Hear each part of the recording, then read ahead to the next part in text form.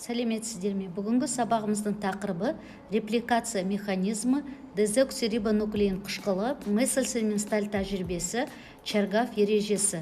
Бүгінгі сабақта сіздер репликация механизмінің жүру үрдісін анықтайсыздар, Месселсмен-Сталь тәжірибелерінің мәнін талдайсыздар және Чаргаф ережелері негізінде дезоксирибонуклеин қышқылының репликация үрдісін сипаттайсыздар.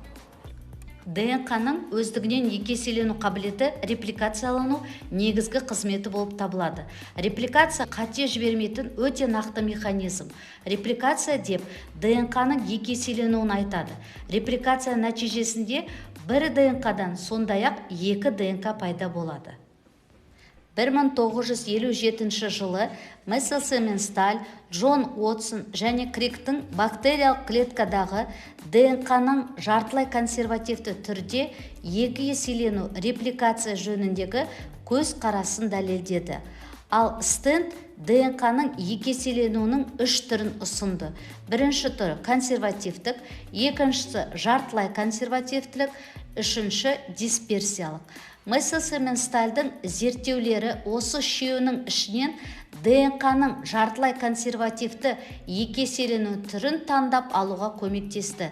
ДНК-ның екі еселенуінің жартылай консервативті жолымен жүруінің дәлелдеу Джон Уотсон мен Криктің жасаған ДНК молекуласының үлгісінің дұрыстығының айғағы болды. ДНК репликациясы.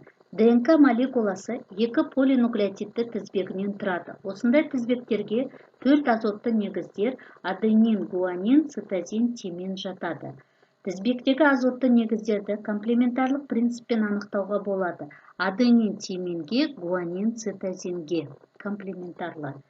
Екі тізбек бір-біріне антипараллельді. Бір тізбектің ұшы 5 штрих ұшы, екінші тізбектің 3 штрих ұшымен байланысады.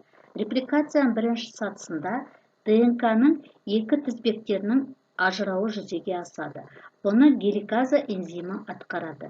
ДНК-ның қос спиралінің әрбір тізбегі репликация кезінде пайда болған комплементарлы жаңа тізбектер үшін матрица болып табылады.